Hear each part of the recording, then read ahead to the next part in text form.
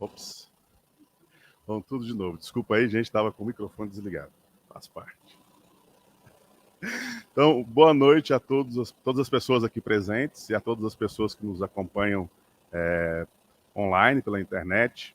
Eu sou o Ítalo Domingos Santiroque, presidente da CEL e membro da comissão organizadora do Congresso Internacional Independências do Brasil. É com muita alegria e sentimento de dever cumprido que estamos aqui hoje para dar início à última atividade do Congresso que é uma iniciativa da CEL, da AMPU e do Portal do Bicentenário. Antes de iniciar, gostaria de agradecer imensamente ao Arquivo Público de São Paulo, à Universidade de São Paulo, por terem nos cedido o espaço, o pessoal técnico e material para as atividades presenciais. Fomos muito bem acolhidos em todas as duas instituições. Gostaria de agradecer o apoio da Universidade Federal de Juiz de Fora, parceria fundamental para essa iniciativa, bem como o imprescindível apoio financeiro da FAPEMIG e da CAPES.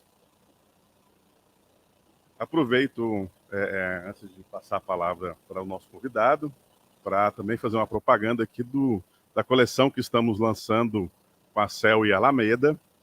Serão 6 volumes que falarão de diferentes aspectos da independência do Brasil. Aqui nós temos o primeiro volume, que acabou de sair, organizado pelo Marcelo Cheche e pela Juliana Meirelles, Independência, Circulação de Ideias e Práticas Políticas.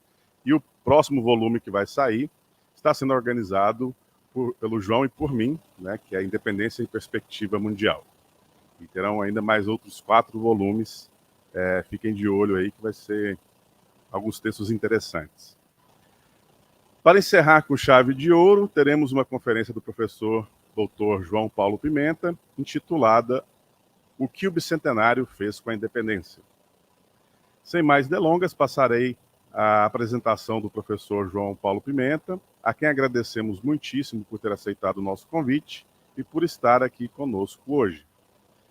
João Paulo Pimenta é professor do Departamento de História da Universidade de São Paulo desde 2004, professor visitante do Colégio de México em 2008, 2016, 2017, 2018, da Universidade Jaime I da Espanha, 2010, PUC Chile, 2013, da Universidade Andina Simão Bolívar, do Equador, também em 4 ocasiões, 2015, 16, 18 e 19, e da Universidade de La República do Uruguai, em 2015.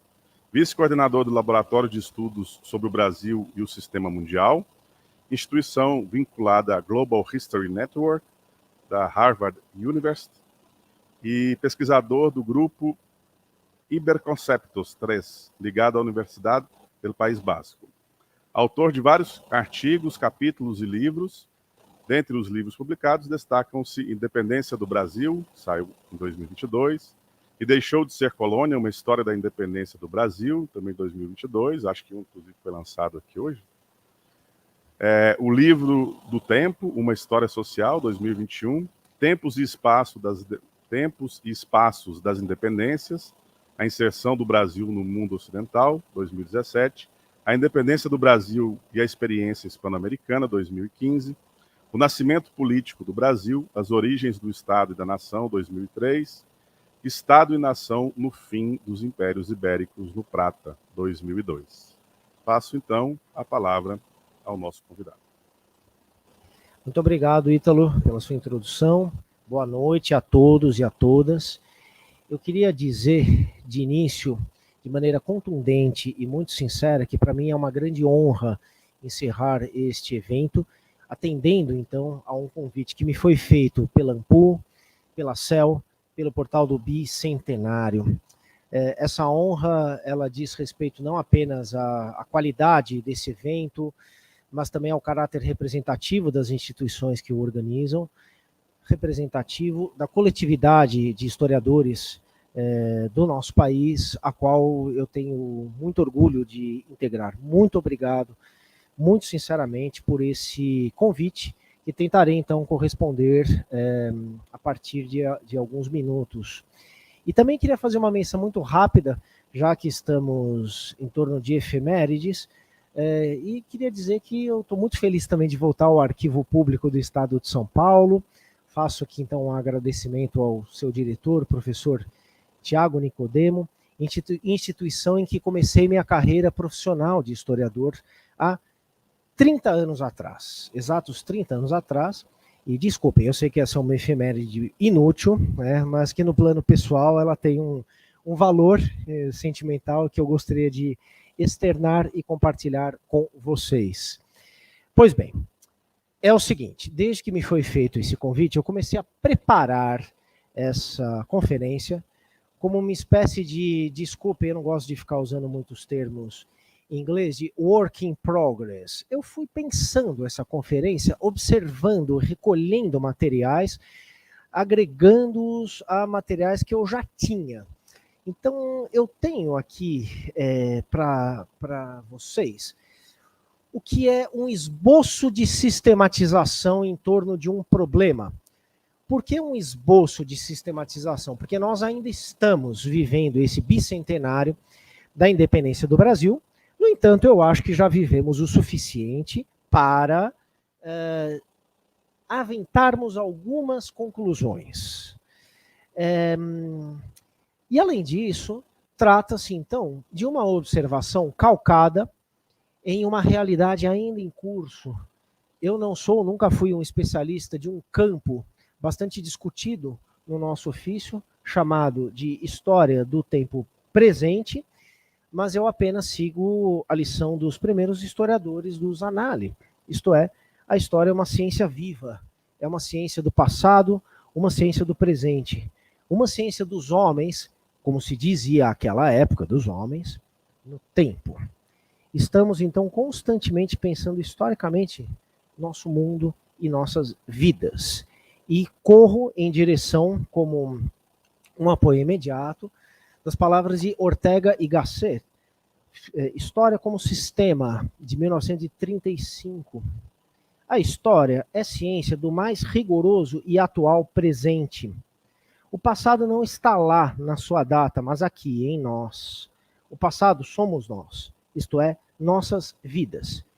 E a vida é um gerúndio e não um particípio, um faciendum e não um factum. Pois bem, mesmo assim, não podemos ignorar que essa história viva nos trará, em algum tempo, uma visão parcialmente modificada, reconheço, provavelmente mais objetiva, certamente mais completa, do que é, então, este bicentenário faciendum ainda em curso. E, sem dúvida nenhuma, é possível que novos elementos modifiquem a visão que dele, do bicentenário, tenho hoje e que trago para vocês nesta ocasião, modificando, inclusive, os próprios elementos de interpretação a serem apresentados aqui. Por isso, quase tudo o que eu tenho a dizer é especialmente transitório, baseado, então, em observações ainda pouco sistemáticas, em algumas impressões, mas todas elas submetidas, claro, né, ao rigor de um método básico que todos nós dominamos, e também há uma experiência pretérita de investigação, que é esta observação de hoje da continuidade. E, claro, temos a vantagem de que podemos observar nessa história em curso, nessa história faciendum, elementos muito de perto, com o frescor, a vitalidade e a potência dos primeiros contatos, dos primeiros encontros. Assim sendo, passo a minha exposição. Na primeira parte, eu retomo brevemente as linhas desenvolvidas em uma outra investigação que eu levei a cabo durante 1 ano e meio como equipe de pesquisadores e que resultou num artigo publicado na revista Almanac em 2013, chamado Independência e uma Cultura de História no Brasil. Naquela ocasião, então, nós esboçamos a nossa maneira, com algumas preocupações específicas daquela época, o que é o problema que eu trago hoje. O problema a ser tratado hoje é o que o bicentenário fez com a independência, isto é, em que estado de conhecimento e de relacionamento com o tema da independência nós nos encontramos nesse bicentenário. Então aqui o bicentenário estar fazendo algo com a independência significa a percepção de que esse algo é um pouco mais do que aquela natural e constante renovação de um conhecimento histórico oferecida pela modificação do nosso próprio lugar de observação. Não preciso repetir isso, essa também é uma lição básica entre nós historiadores, que o ponto de partida está sempre modificando o ponto de chegada da observação do passado. No entanto, este bicentenário parece estar fazendo algo mais, talvez acelerando essas mudanças parciais de perspectiva ou mesmo renovando perspectivas anteriores. Eu dizia então que em 2013, eu e minha equipe, nós estudamos o que o brasileiro em geral pensa acerca da independência e quais as relações entre essa cultura de história, esses valores gerais, arraigados, espraiados pela nossa sociedade em torno do passado, especificamente do passado da independência, as relações disso tudo com o nosso próprio conhecimento acadêmico, incluindo não só os resultados desse conhecimento, mas as próprias condições de elaboração desse conhecimento.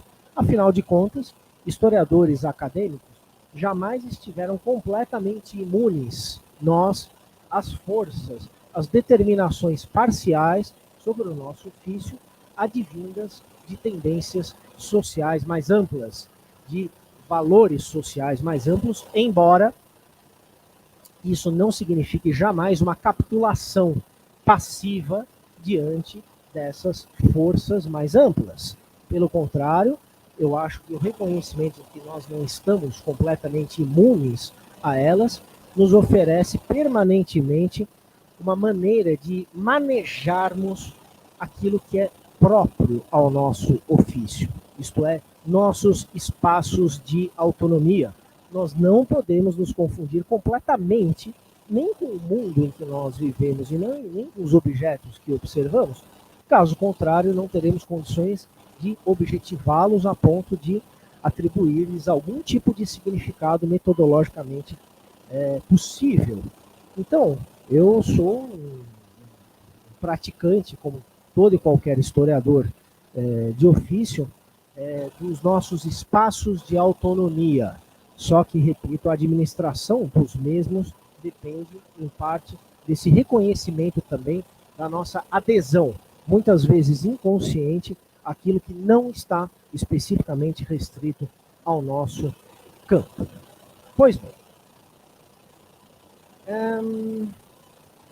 quais foram as principais tendências, inclusive tendências em disputa, que nós diagnosticamos acerca desse promédio, digamos assim, de relações dos brasileiros com o seu passado, ou com o passado entendido como um passado brasileiro, em particular com o passado da independência do Brasil? Naquela ocasião, nós diagnosticamos duas tendências, que são parcialmente tensas. Em primeiro lugar, uma atitude oficialista, chamemos assim, em relação a esse passado, e que vê a independência, dentre outras coisas, como a libertação de uma nação oprimida, ou como a preparação de um destino pré-determinado, levado adiante por indivíduos especiais, por heróis, e toda uma narrativa que morfologicamente se assemelha muito às narrativas fundacionais, inclusive das independências, de outros países do mundo americano.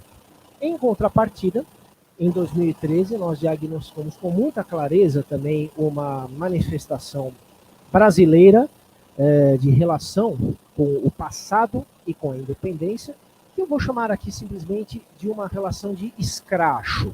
Isto é a concepção de que a independência teria sido algo ridícula, de que os seus heróis, na verdade, seriam indivíduos desprovidos de caráter, desprovidos de moral, cômicos, e que nada de realmente importante teria acontecido por meio da atuação daqueles falsos heróis. No Brasil, a atitude do escracho parece ter uma história mais recente, do que a atitude oficialista, inclusive porque a segunda finca suas raízes no próprio processo de independência. Nós sabemos todos, enfim, professor Valdeir Araújo, por exemplo, aqui presente, que a história da independência, a história narrada da independência, começa em meio ao próprio processo de independência e não, estrito senso, depois de.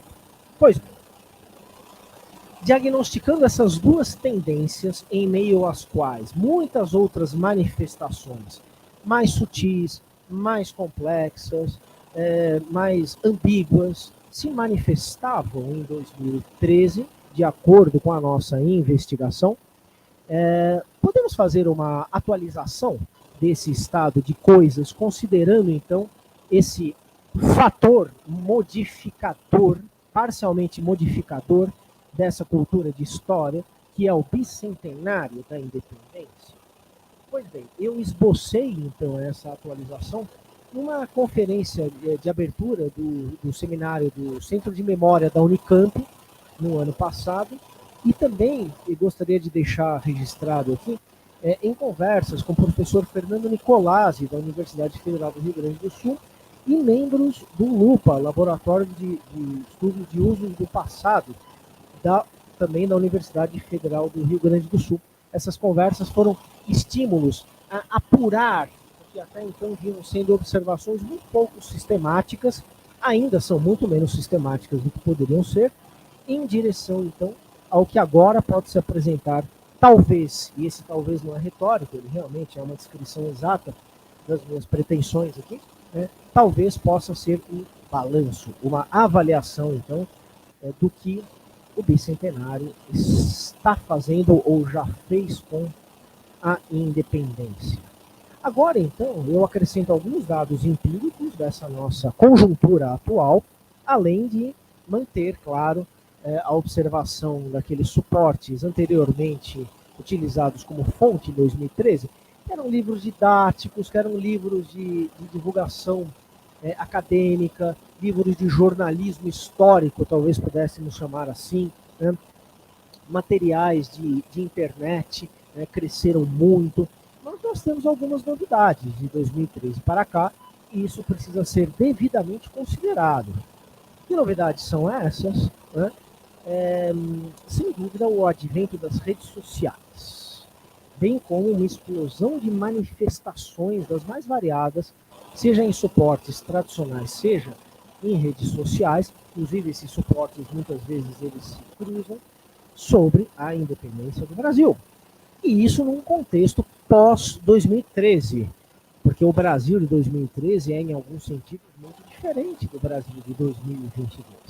Eu me refiro, claro, gostaria de mencionar, não é nenhuma novidade isso, mas para organizar aqui o acompanhamento de vocês, da minha exposição e a minha própria exposição, menciono a ascensão da extrema-direita no Brasil, inclusive de grupos monarquistas, então a ascensão de grupos monarquistas, e não que eles não existissem antes, mas o seu empoderamento tem alguns impactos bastante significativos sobre saberes em torno da independência atualmente, também de grupos neofascistas e também um reempoderamento de grupos militares, inclusive das próprias Forças Armadas no Brasil atual. Também precisamos mencionar o golpe parlamentar de 2016, que também significou algumas mudanças interessantes, aparentemente, nas formas do brasileiro se relacionar com o passado, com o presente e futuro.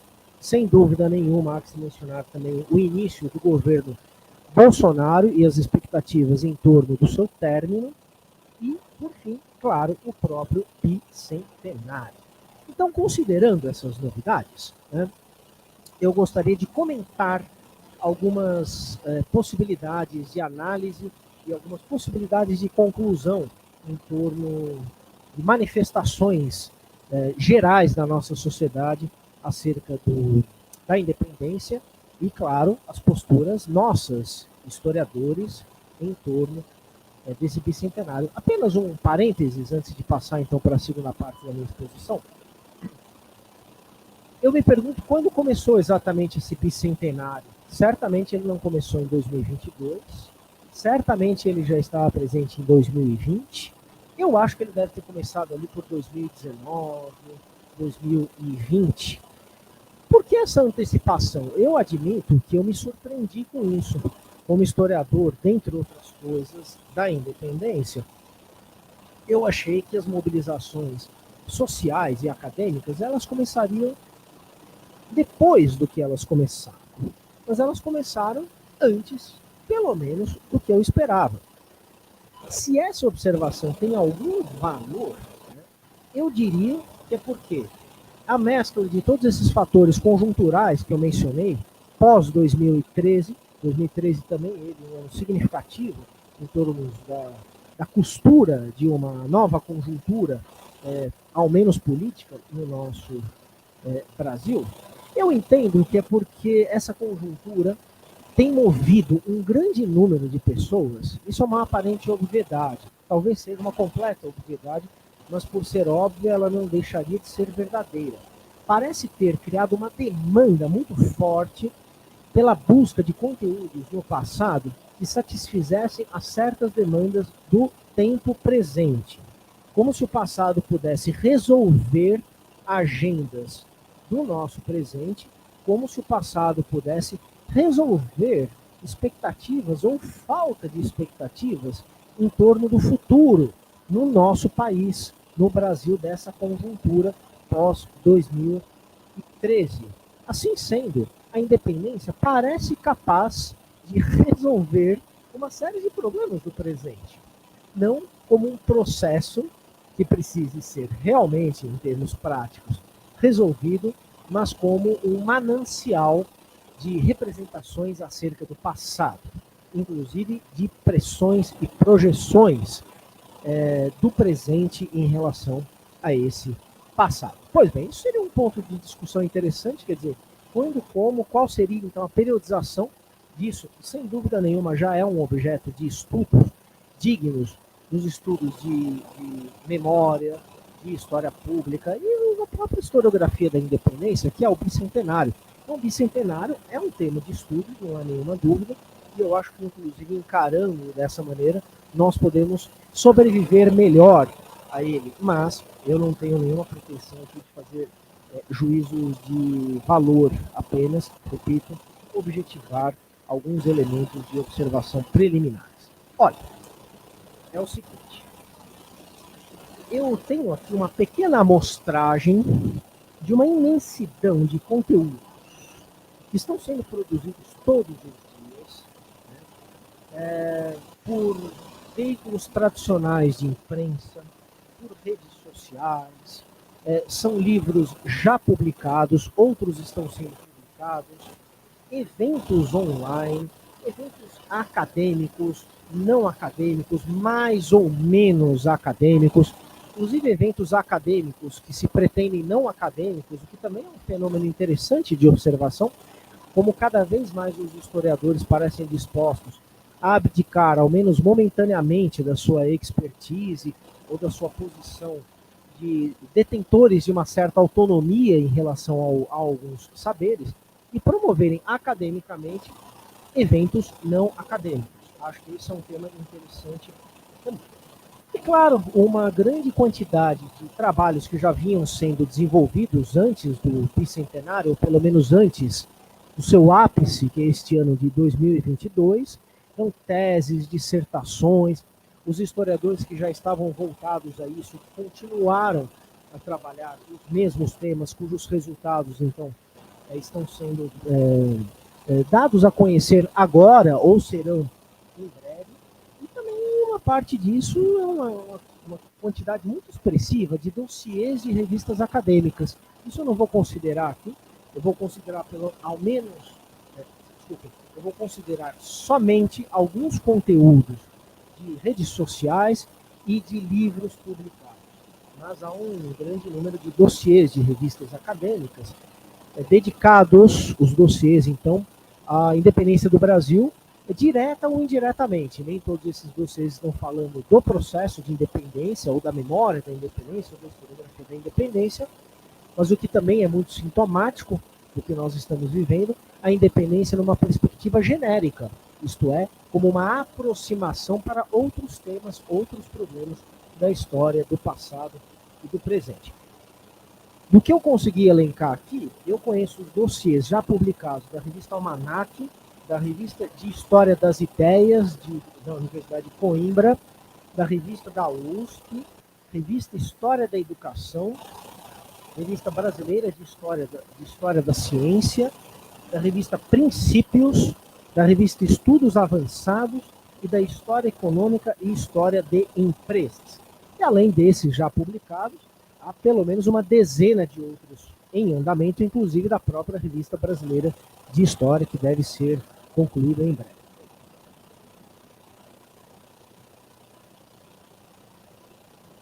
Eu gostaria, então, de apresentar e comentar com vocês algumas citações.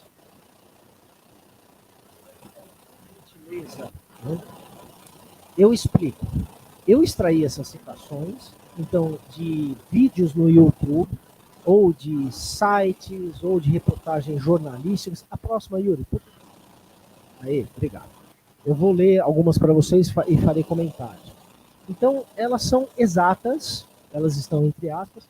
Eu omiti a autoria porque eu não gostaria de desviar a atenção de ninguém. Elas são todas manifestações públicas, tá? Então, pessoas escreveram ou disseram essas coisas que estão aí.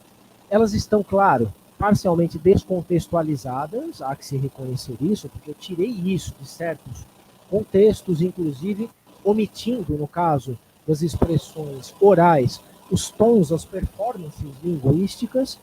E, repito, eu retirei a autoria porque eu gostaria de destacar a tipicidade das manifestações aqui mostradas. São as seguintes, olha. Primeiro, a independência, abre aspas, não representou simplesmente a constituição de um novo Estado-nação, mas foi acompanhada de uma verdadeira revolução política. Essa citação me chamou a atenção, primeiro por tratar a constituição de um novo Estado-nação atribuída à Constituição, à independência como algo simples, então simplesmente a constituição de um novo Estado-nação, mas algo que se supõe muito mais complexo, que seria então uma verdadeira revolução política, o que implica também uma separação entre formação de um Estado-nação e revolução política. Então a revolução política seria outra coisa que não a formação de um Estado-nação. Em seguida, a número 2, a nossa independência, faltou um foi aqui, desculpe, não foi, né? A nossa independência não foi revolucionária, tampouco romântica. Ela foi um golpe das elites, sobretudo do Rio de Janeiro, em torno do imperador, e que garantiria não só o não desmembramento do Estado, mas garantiria, sobretudo, o sistema escravocrata. Essa citação me chamou a atenção, claro, a negação, então, de algum caráter revolucionário da independência, o caráter romântico não me chamou muita atenção, e a substituição da ideia de revolução por golpe, o que eu achei que é uma espécie de ato falho, muito típico de uma época em que há uma disputa em torno da revolução ou do golpe de 64. Eu achei que essa manifestação estaria ecoando de maneira sintomática, então, uma típica disputa conceitual do nosso tempo. Me chamou a atenção, eu nunca tinha visto ninguém chamar a independência de um golpe, e aí que golpe seria esse? Das elites, sobretudo do Rio de Janeiro, e que garantiria, além do sistema escravocrata, o não desmembramento do Estado. Então, aqui temos a pressuposição de que existiria um Estado anterior à independência e que ele se manteria unido. É quase que o contrário do que foi dito em cima, né? Que houve a constituição de um novo Estado-nação e uma verdadeira revolução política além disso. Então, aqui na segunda não tem nem revolução e tem um Estado que está pronto e que se mantém, simplesmente.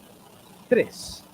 Historiografia oficial muito europeia, muito sudestina e muito masculina seria, então, a historiografia da independência do Brasil.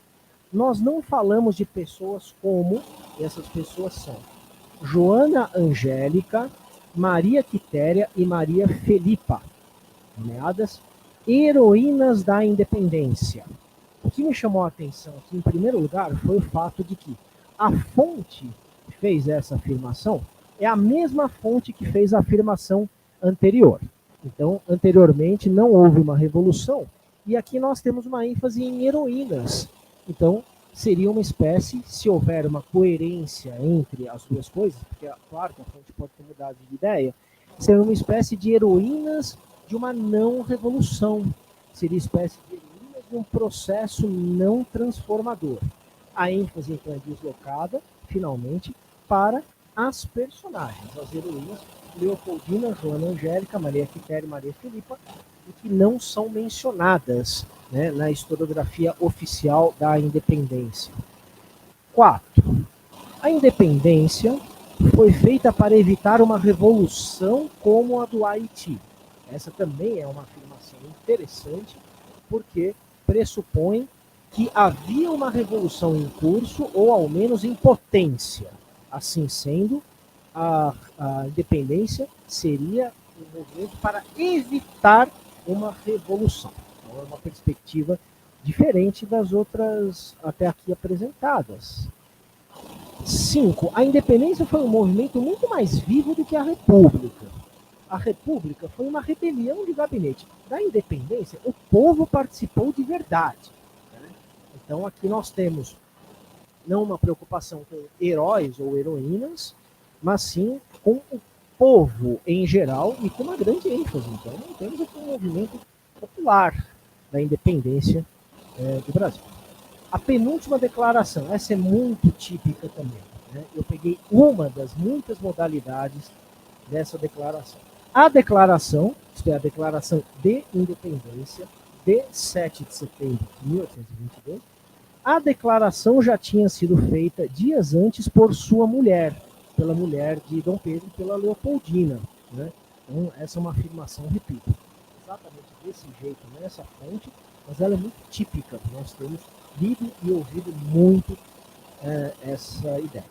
E, finalmente, 7, essa aqui é uma citação um pouquinho mais longa, diz o seguinte: ele, Dom Pedro, proclama mesmo a independência.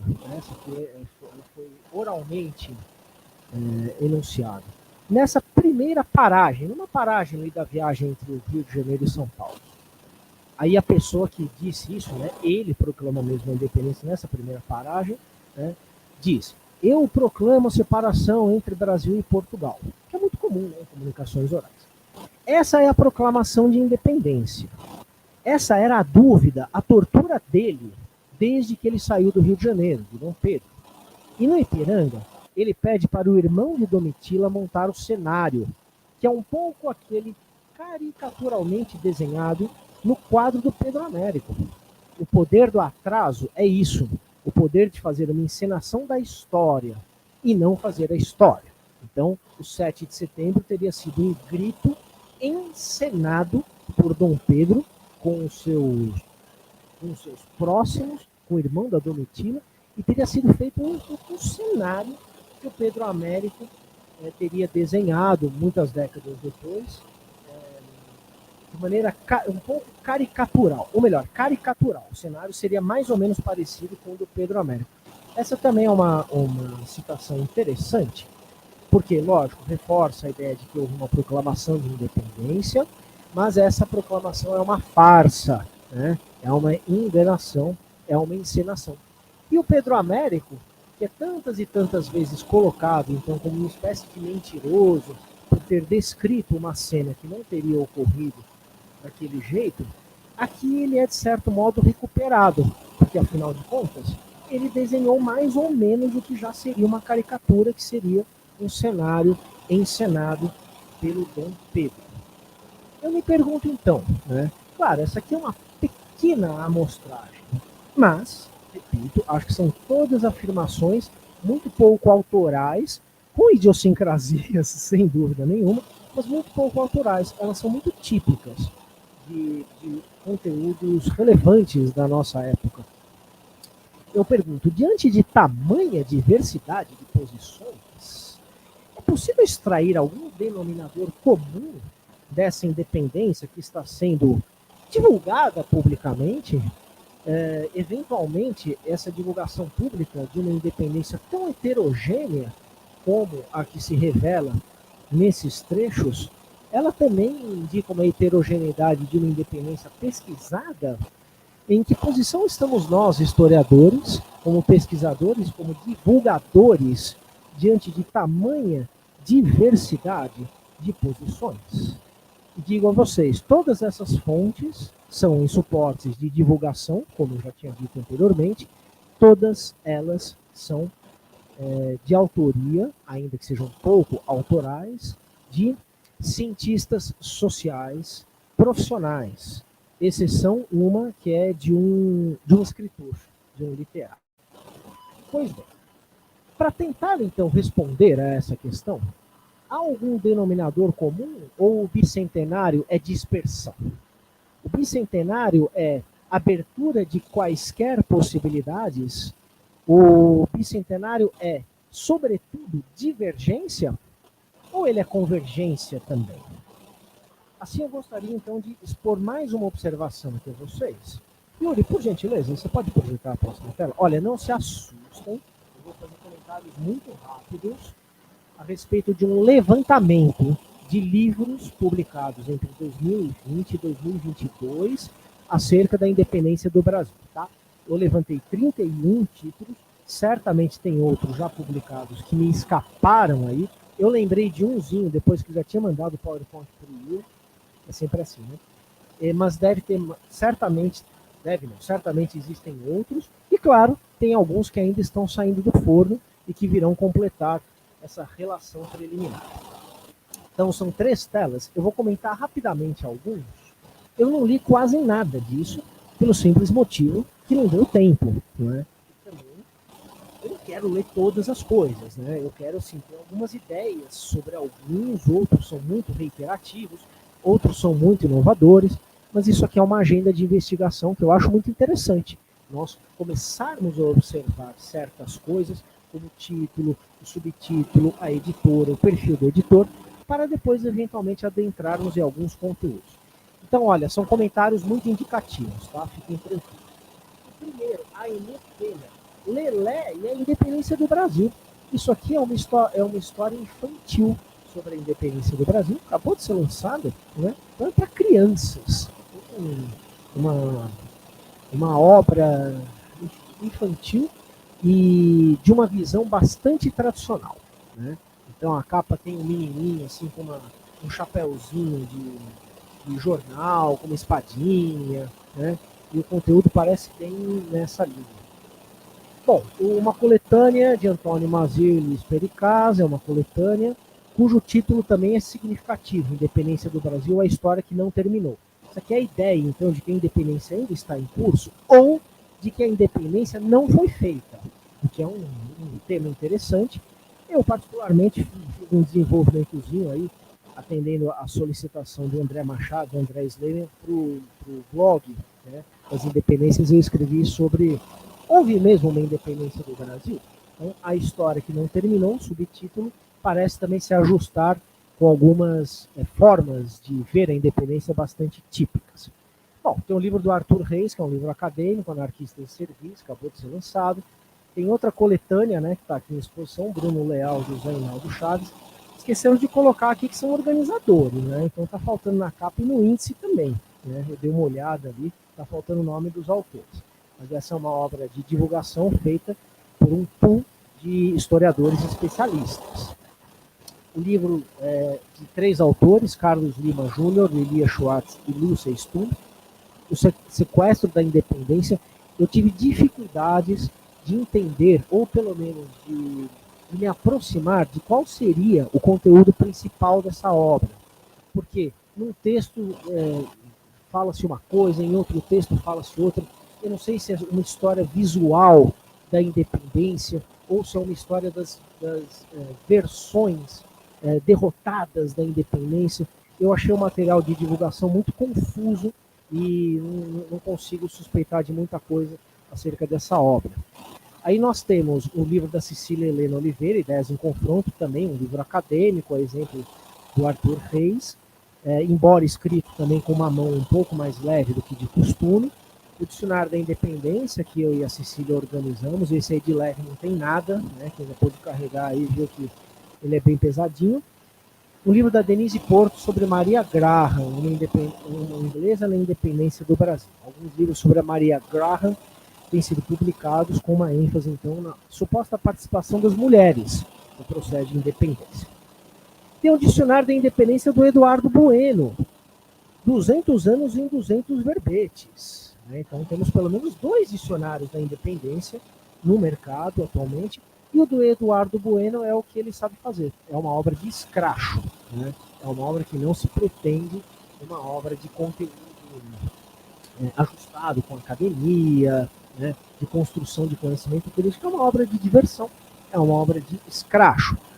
O que mostra que o escracho continua vivo. Tá? Já nas minhas conclusões eu retomo essas observações. E o livro do Evandro Fernandes de Pontes, Os Pilares da Independência do Brasil, né? Esse aqui é um livro que pretende defender que os pilares da independência do Brasil foram Dom João VI, Dom Pedro I e Dona Leopoldina, né? Apresentando então como uma espécie de crítica às posições excessivamente tradicionais do Otávio Carcunha de Souza e buscando uma valorização desses 3 grandes personagens, palavras do próprio autor, né? O Evandro Fernandes de Pontes. O livro do Guilherme Santos, No Calidoscópio da Diplomacia, também uma obra acadêmica. O livro do Hélio Franchini Neto, Redescobrindo a Independência, uma história de batalhas e conflitos muito além do 7 de setembro. Eu ainda não tive a oportunidade de examinar esse livro, apenas conheço o livro excelente dele sobre as guerras de independência. Uma coletânea organizada pelo Heloísa Starling e Antônia Pellegrino. Independência do Brasil. Eu vou falar na parte cortada da tela, tudo bem? Mas um pedacinho. Heloísa Starling e Antônia Pellegrino. Independência do Brasil. As mulheres que estavam lá. Né? Então, é uma coletânea, cada capítulo sobre uma mulher, né? Envolvendo, né, no rol das mulheres biografadas, a Maria Quitéria, a Leopoldina e a Maria Filipe. Né? Então, a Leopoldina continua presente aqui, né? Está no livro da Heloísa Starling, da Antônia Pellegrini e também do Evandro Fernandes de Pontes e em muitos outros livros. Já eu faço um comentário breve, então, sobre essas personagens, mulheres da independência. Yuri, você pode passar o próximo, por favor? Obrigado, meu caro. Então, voltou lá. Tá. Eu coloquei os meus 2 para fazer um merchandising aqui, evidentemente, né? Eu falei pouco desses 2 livros.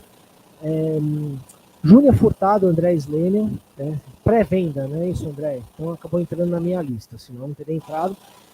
Uma coletânea também, uma cartografia dos Brasis, poderes e responsabilidades na independência, todos autores especializados na independência, ou pelo menos historiadores profissionais. O Jurandir Malerba, eu esqueci de um livro do Jurandir, tá. São 2 esquecimentos. Esse aqui é o Brasil em Projetos, História dos Sucessos Políticos e Planos de Melhoramento do Reino. E o Almanaque do Brasil nos Tempos da Independência, que é uma obra que se pretende voltada ao público em geral também. 2 livros do Jurandir Malerba. O Lucas Berlanza Correia, Os Fundadores, o projeto dos responsáveis pelo nascimento do Brasil. Né? Também o Dom Pedro, o Dom João, e publicado pela mesma Almedina que publicou a coletânea ali do João Paulo Pimenta e do Schutzer Colônia. Então, às vezes você tem obras de natureza um pouco diferente dentro de uma mesma editora, o que também é um fenômeno de observação interessante. Eu comento agora o Luiz Felipe de Orleans e Bragança, Império de Verdades, a história da fundação do Brasil contada por um membro da família imperial brasileira. Aqui tem 2 coisas que eu gostaria de mencionar. Primeiro, que a ênfase é dada em Dom Pedro, Dona Leopoldina, mais uma vez, mas há aqui uma parcial evocação de um lugar de fala, porque é um membro da monarquia contando a verdadeira história do Império e da independência, contra as mentiras. Tá? Então aqui um lugar de fala de um autor monárquico, né? E um representante político da extrema-direita no Brasil. Marcelo Andrade, 1822, a separação do Brasil, dá grande ênfase ao 7 de setembro. Outro Marcelo, Duarte e Pires Sarques. Isso aqui é mais uma HQ, Memórias Póstumas do Burro da Independência. Né? Que é interessante. Está brincando aí com Memórias Póstumas de Brás Cubas. E o Burro da Independência é o burro em que Dom Pedro estava montado. Então aqui o escracho também continua de pé e com uma ênfase no 7 de setembro, ainda que seja para criticar o 7 de setembro.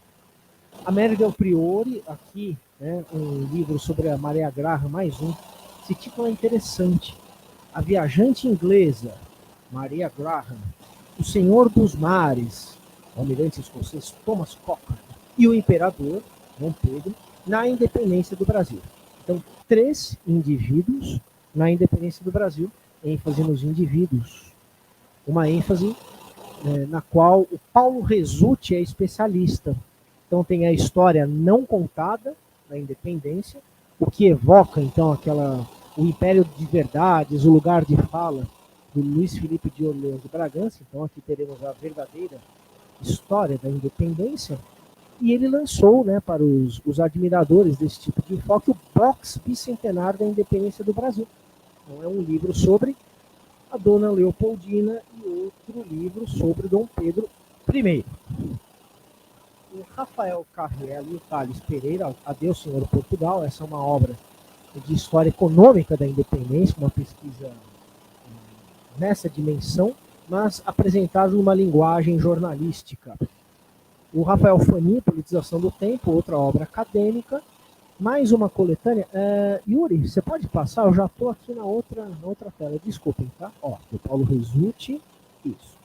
O Adeus Senhor Portugal, Rafael Fani. Ali, Roberta Stumpf e Nuno Monteiro, outra coletânea, 1822, das Américas Portuguesas ao Brasil. Né? Essa editora Leia, a mesma editora que publicou outros livros aí, livros de divulgação, livros de escracho, por exemplo, a que publicou lá atrás Guia Politicamente Incorreto da História do Brasil, da América Latina, né? Os livros do Marco Antônio Villa, né? Então, a exemplo da Almedina, também a editora Leia publica uma diversidade de livros acerca de conteúdos, dos mesmos conteúdos. Esse aqui é um outro autor representativo, Rodrigo Trespac. Personagens da independência do Brasil. Os principais nomes da emancipação política do país, que são os mesmos, e a história do 7 de setembro. Nova ênfase aqui no 7 de setembro. Então está lá a Leopoldina, está lá a Maria Quitéria, e um livro especificamente sobre o 7 de setembro, As Margens do Ipiranga, a Viagem da Independência. Incluí aqui o Valdeir Araújo, A Independência Narrada, e por fim, outro livro que estava sendo exposto aqui, né, esse coletivo Moreira, Dantas, Melo, Costa, Oliveira, Povos Indígenas, Independências e Muitas Histórias. Independência e Muitas Histórias. Eu coloquei nesse critério de ordem alfabética do primeiro nome, porque ele não tem nada a ver com o conteúdo. É um critério quase que aleatório, né? Porque é interessante nós percebermos a diversidade de obras que estão lado a lado no atual mercado editorial, que não é lá muito diferente do que já acontecia antes, salvo que agora isso é numa escala muito maior. Então, se vocês forem numa livraria, em qualquer cidade, e olha, o que tem aí sobre a independência? Então, eles podem oferecer o Valdeir Araújo, podem oferecer o Rodrigo Trespac, podem oferecer o Eduardo Bueno, podem oferecer o Hélio Franchini, então, pode ser qualquer um desses títulos aqui, porque estão todos eles lá disputando os leitores. O que eu concluo parcialmente de tudo isso, né, é ainda esboçado por uma última observação. Ô, Yuri, por gentileza, você pode mostrar a última tela? Talvez vocês tenham visto isso, eu não sei se é exatamente um meme, né, mas é um conteúdo, né? Eu recebi isso de um amigo no Instagram, e aí alguém comentou comigo também que tinha recebido, e aí eu busquei uma imagem e parece que a origem é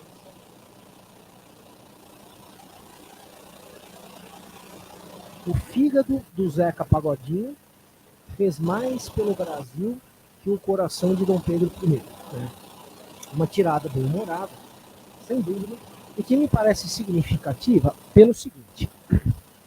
Porque, claramente, a força desse bom humor reside na possibilidade de que as pessoas reconheçam a dissociação entre elas e quaisquer valores associados ao coração de Dom Pedro e à sua exposição atual. Então, isso aqui só pode funcionar porque há um grande número de pessoas na nossa sociedade que reconheceria, né, que, claro, uma piada, o fígado do Zeca Pagodinho, né, é muito mais importante do que o coração do Dom Pedro.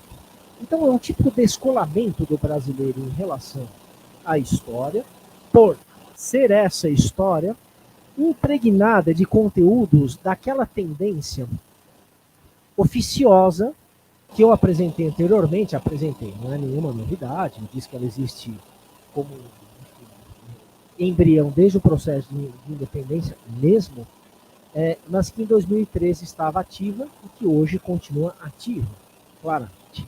Então é assim, repito, que esse humor funciona, ademais com um caráter de crítica política. Então nós estamos diante dos típicos elementos do escracho à independência do Brasil como uma contranarrativa à história oficiosa da independência. Então aqui é uma atualização propiciada por um novo acontecimento, quer dizer, um acontecimento de 2022, que é a exposição do coração do Dom Pedro como uma celebração do governo Bolsonaro, e que já existia antes e que continua a existir com alguma revitalização. Particularmente, entendo, eu queria deixar bem claro isso que eu vou falar. Né? Do ponto de vista de uma celebração, esta celebração, coração do Dom Pedro, ela é ridícula. Do ponto de vista político, ela é nefasta. Só que do ponto de vista historiográfico, ela é interessante.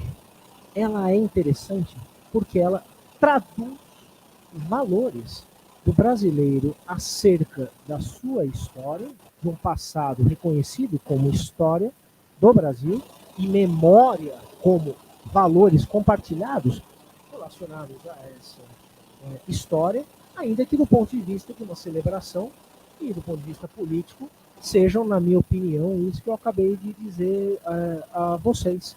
Então eu acho que será interessante, do ponto de vista historiográfico, observar qual terá sido o impacto, inclusive o impacto crítico, mas também o impacto de adesão a essa celebração, a essa exposição do coração do Dom Pedro I pelo governo Bolsonaro lá em Brasília durante alguns dias, em setembro de 2022, desculpa, né? 2022. E eu não sei quase nada dessa exposição. Eu não sei se teve muita gente, eu não sei se teve gente de um tipo ou gente de outro, eu não sei se houve manifestações midiáticas positivas em relação a isso, eu não sei o que pensavam as pessoas que estavam indo na exposição. Alguém foi nessa exposição, certamente, né? Mas seria muito interessante reunir tais elementos e submetê-los a uma análise desse tipo aqui que eu estou esboçando. Bom, meus caros e minhas caras, eu juntei coisas, né? Então, observações preliminares de algumas afirmações de conteúdos de mídia, observação preliminar, né, da morfologia, apenas dos títulos, e claro, né, do que são os autores e quem são os autores de 31 livros que já foram publicados nesse contexto bicentenário, e estou pegando uma imagem aqui e tratando-a como sintomática, né, não como um ponto fora da curva, mas como mais uma manifestação relevante do ponto de vista de certas tendências sociais. Podemos concluir algo disso tudo? O que eu posso dizer é que as conclusões que eu trago são apenas essas. São apenas essas. Já disse que tudo isso pode ser modificado, certamente será modificado. não sabemos em que grau, no entanto, estamos aqui a praticar uma história viva. A produção acadêmica, então eu estou concluindo, tá? A produção acadêmica, a divulgação histórica, o ensino de história e também, com seus muitos pontos de encontro, estão extremamente ativos em torno da independência nesse bicentenário. E isso significa, então, disputas em torno de temas que são mais vivos do que nunca. Mas significa também, já adianto uma das conclusões, convergências. Não acho que o bicentenário seja pura e caótica dispersão. Isso posto, eu tenho 7 breves conclusões. Em primeiro lugar, entendo que o bicentenário está fazendo com a independência. Uma das coisas é reforçar a sua centralidade como um tema organizador de uma cultura de história no Brasil. Isto é um tema que, de alguma maneira, ainda que seja pelo desprezo, importa aos brasileiros, assim como outros temas. O chamado descobrimento, a escravidão, a ditadura, né, de 1964. Então, são temas ativos e organizadores das atitudes e dos valores, inclusive os valores depreciativos, dos brasileiros em relação à sua história. A independência, então, sai fortalecida nesse bicentenário como um elemento norteador dessa cultura de história, não se tratando, porém, de um reforço dotado de um telos, isto é, não é um reforço que sempre se acumula, não. Há momentos da história do Brasil em que um tema se reforça, depois ele declina, perde espaço para outros, os temas são parcialmente reconfigurados e assim segue essa dinâmica. Segundo ponto, segunda conclusão, sem dúvida, nesse bicentenário, nós observamos uma sobrevivência brutalmente reforçada de uma história oficiosa da independência. Eu sei, essa definição ela é preliminar, mas eu acho que ela é didaticamente suficiente para permitir, então, essa exposição. Há uma sobrevivência, um reforço tremendo da história mais tradicional da independência, tomando acontecimentos isolados uns dos outros, dando centralidade ao 7 de setembro de 1822, todo e qualquer historiador minimamente informado sabe que não foi um marco decisivo da história da independência, tendo se constituído como um marco decisivo da memória, não só da independência, mas da memória nacional. Mas ninguém mais afirma que a independência do Brasil teve seu ápice no dia 7 de setembro, não afirma com propriedade. Às vezes essas coisas escapam. A pessoa não está atenta, não está especificamente preocupada com esse acontecimento e acaba reproduzindo uma narrativa que está sendo muito, muito fortalecida no bicentenário, assim como a heroicidade de certos indivíduos.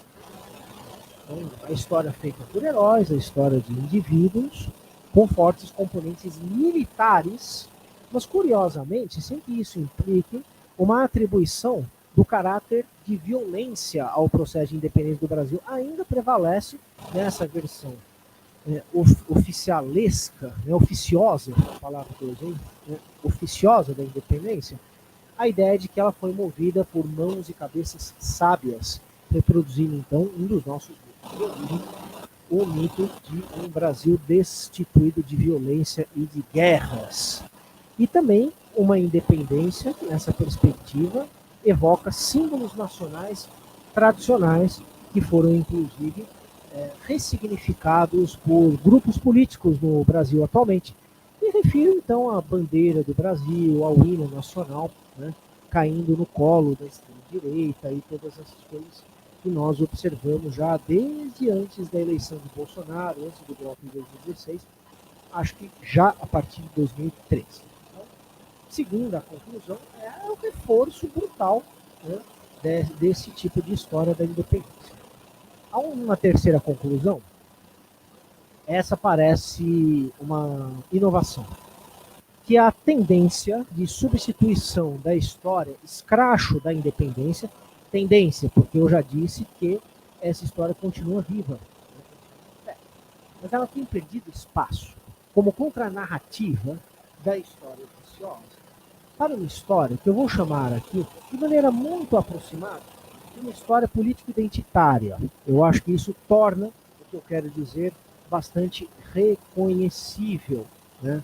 O escracho parece ter perdido espaço, inclusive, porque o chamado politicamente incorreto se tornou uma manifestação típica de direita no nosso Brasil, e não uma manifestação de esquerda ou uma manifestação destituída de elementos políticos claros, como ela tinha sido até alguns anos atrás. Porque o escracho da independência do Brasil era uma reação a uma história tradicionalista da independência do Brasil. Então, o escracho e o politicamente incorreto, como um de seus corolários, não tinha nenhum motivo para ser considerado de extrema direita ou conservador, como acontece hoje em dia. Então, a grande força de resistência a essa história oficiosa não é mais a história escracho, mas é uma história que não é escrachada. É uma história político-identitária da independência.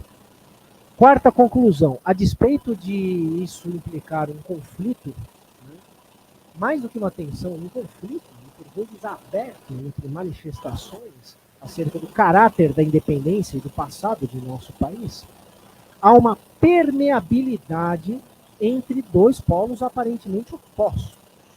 Por quê? Porque muitas manifestações dessa história político-identitária também têm enfatizado acontecimentos. Também têm enfatizado o grande acontecimento da narrativa histórica inimiga, que é o 7 de setembro. Também a história político-identitária tem enfatizado abertamente uma história de indivíduos, por vezes uma história de indivíduos heróis. Assim sendo, se nós observarmos, por exemplo, a heroicização de mulheres como Joana Angélica, Maria Quitéria, Bárbara Alencar e Maria Filipa, nós teremos então sintomas muito claros dessa permeabilidade entre dois polos aparentemente opostos. Basta mencionar que Joana Angélica, para quem não sabe, foi morta, né, num episódio dos conflitos das guerras de independência na Bahia, foi morta não tendo nenhuma participação política em qualquer política. Ela não lutou em guerra de independência e ela morreu sem querer. Morreu sem querer em que sentido? Ela não estava lutando. Ela morreu defendendo um convento, né? E ela faz parte do panteão dos heróis da pátria, né? Que é o panteão dos heróis nacionais oficialmente reconhecidos no nosso país. Bárbara Alencar também faz parte desse panteão. Maria Quitéria também está nesse panteão faz tempo, né? E, inclusive no centenário da independência, em 1922, a Maria Quitéria foi exaustivamente abordada por autores que estavam laudando o centenário da independência e considerando Maria Quitéria heroína. Ela também é patrona do Exército Brasileiro. E Maria Filipa, que também está no panteão, no panteão da pátria do Brasil, sequer existiu, né? Ela é uma criação, ela é um símbolo de uma série de coisas, mas ela não é um personagem histórico, embora muitos autores e autoras não apenas afirmem passivamente que Maria Filipa existiu, como afirmam ainda que existe uma fotografia de Maria Filipa, né? Então você dá um Google ali, tem foto de Maria Filipa, o que é tecnicamente impossível de ser verdadeiro. E assim essas mulheres, elas estão lá, irmanadas na condição de heróis, heroínas, indivíduos, junto, no panteão da pátria, a Dom Pedro, José Bonifácio, Hipólito da Costa, Frei Caneca, Domingos José Martins e muitos, muitos outros indivíduos. Essas duas formas de história, ao valorizarem sobremaneira indivíduos, transformando-os em heróis, ou reiterando as transformações muito anteriores deles e delas em heróis, parcialmente destemporalizam a historicização da história. O que eu quero dizer? São indivíduos em acontecimentos isolados. E assim, a história oficiosa destemporaliza a historicização da história, porque torna a história da independência dotada de um destino final, de um ponto de chegada necessário. E a história político-identitária, quando incorre nesses mesmos procedimentos, porque nem sempre o faz, evidentemente, são algumas manifestações, destemporaliza a historicização da história por submeter a história a um único tempo, o tempo realmente importante, que é o tempo do presente. São as lógicas do presente que importam, e não as lógicas do passado. Quinto lugar, quinta conclusão. Para todos os efeitos, eu observo uma prevalência em meio a disputas ou a harmonias de narrativas acerca da independência, a prevalência de um mercado cultural conservador. Conservador em que termos? Disposto a vender. Um mercado cultural que pauta autores, autoras, que produz conteúdos em função da sua capacidade de consumo e que, portanto, muitos produtos desse mercado cultural, estou falando do mercado cultural, aquele que lucra, né, com a produção desses materiais, porque existe um mercado que não é desse tipo, evidentemente, né? E nós estamos aqui, inclusive, praticando esse segundo tipo. O que é vendável costuma ser aquilo que as pessoas acham que já sabem, certamente aquilo que elas querem consumir da maneira mais inofensiva possível.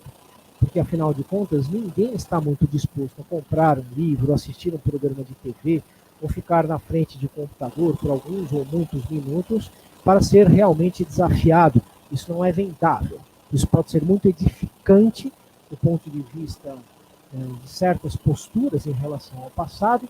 Isso pode ser uma obrigação dos cientistas, dos acadêmicos, isso pode ser uma obrigação de todo mundo que leva a sério o estudo do passado, mas isso não é uma política de entretenimento viável. Os materiais, para serem consumidos, para serem vendidos, eles precisam ser palatáveis e não podem ou não devem deslocar excessivamente a posição de conforto dos seus consumidores. No entanto, sexto e penúltimo ponto, conclusivo, eu vejo uma compensação a essa situação toda que eu descrevi em 5 pontos. E ela não é nenhuma novidade, mas ela precisa ser nomeada aqui como um dado extremamente relevante, entendo eu, da conjuntura que nós estamos vivendo. É uma mobilização gigantesca de historiadores, gigantesca, de pesquisadores, de professores, de pessoas que são as duas coisas, de profissionais de mídia, uma mobilização gigantesca de divulgação histórica baseada em trabalhos acadêmicos, em trabalhos aprofundados, em trabalhos sistemáticos. E, possivelmente, isso está criando um contínuo de interesse por parte de pesquisadores, de professores, cada vez mais jovens, interessados, então, em se formar nessas habilidades da divulgação histórica. Eu arrisco dizer, creio que é uma afirmação plausível, que nunca os historiadores, os profissionais de mídia, os educadores estiveram tão aguerridamente mobilizados em torno da divulgação histórica e das articulações, inclusive entre pesquisa e ensino de história nesse país, como no nosso atual contexto, e isso já um pouco antes do bicentenário. O bicentenário tem aumentado, né, a quantidade de esforços convergentes nessa direção. E, finalmente, a última conclusão é apenas uma hipótese. Talvez o bicentenário esteja contribuindo para um esboço, ou se isso já existe, eu acho que não existe, mas é uma discussão teórica que não convém aqui, o esboço ou a criação daquilo que Pierre Nora chamou de uma cultura historiográfica. Essa é uma noção interessante do Pierre Nora, que é um pouco menos discutida do que a apropriação por vezes apressada da ideia dos lieux de mémoire, né, dos lugares de memória. O que é uma cultura historiográfica? É uma capacidade de uma sociedade lidar criticamente com as narrativas acerca do passado que se pretende ela reconheça como um passado comum. É a capacidade, então, de um cidadão qualquer não é depreciativo, significa apenas não especialista na crítica do passado, fazer uma crítica do passado. As disputas, então, do nosso tempo presente, talvez estejam indo nessa direção. Talvez o bicentenário esteja dando alguma contribuição nesse sentido.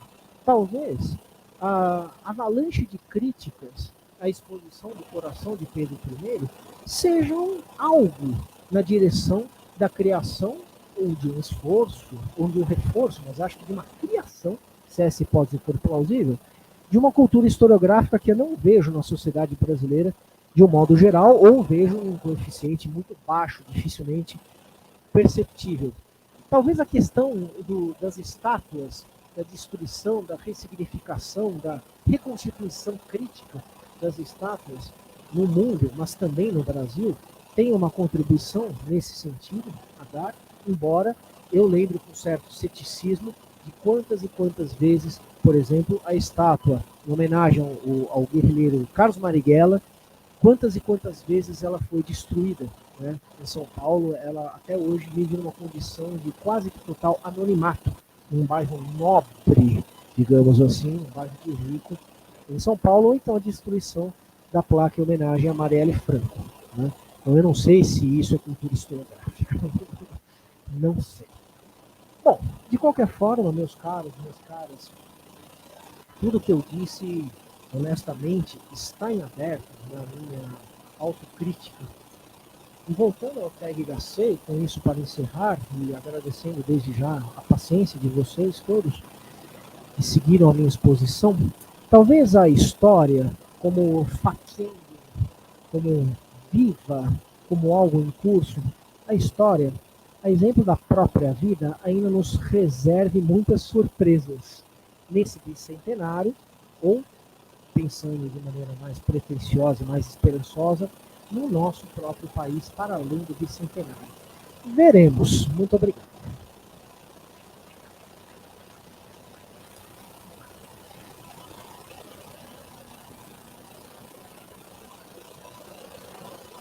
Muito obrigado, professor João, pelas reflexões que estão sendo ainda construídas, em processo ainda de reflexão.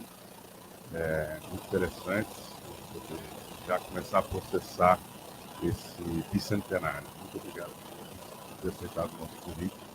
E para nós encerrarmos esse longo evento aí, que está vindo desde abril, eu queria convidar a professora Andréia Slênia para dar as últimas palavras de encerramento do Congresso Internacional de Independência no Brasil.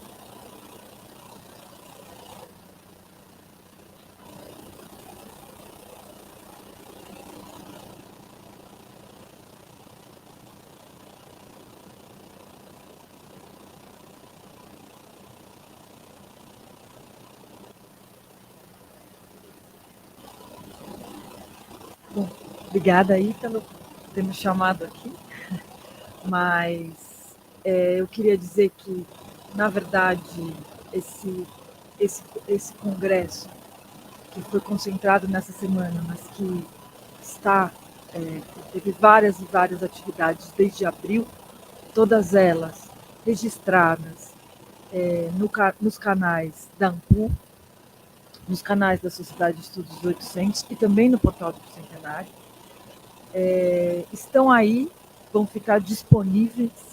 Eu acho que é um material que nós conseguimos construir com o esforço, a reflexão, a ousadia de colegas a refletirem sobre o tema nesse ano de 22. E acho que é um material que vai ainda propiciar reflexões, a continuidade de reflexões como essa que o João faz hoje para nós e que ainda o ano de 22 não acabou, como todos nós sabemos. felizmente. E queria dizer que, em nome da Associação Nacional, a qual eu represento aqui,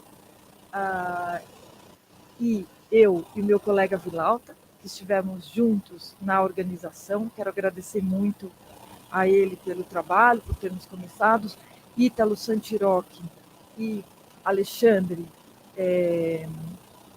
da Sociedade de Estudos do 800, que rapidamente compraram e entraram nessa proposta, a todos os outros colegas que aceitaram o nosso convite. Nós começamos, como disse a Ellen muito bem hoje de manhã, começamos essa iniciativa sem saber como ela ia, de fato, acontecer, e se ela ia acontecer no ano passado, ainda diante de muitas incertezas. Então, a todos os colegas que já foram mencionados aqui, a toda a nossa comissão de organização, ao portal do Bicentenário que esteve conosco, e o Uri, que nos ajudou, cadê o Yuri? Está aqui atrás, que ajudou muito, efetivamente, secretariando, Paula Botafogo, enfim, muitos nomes que estiveram com a gente, que estão com a gente desde o ano passado.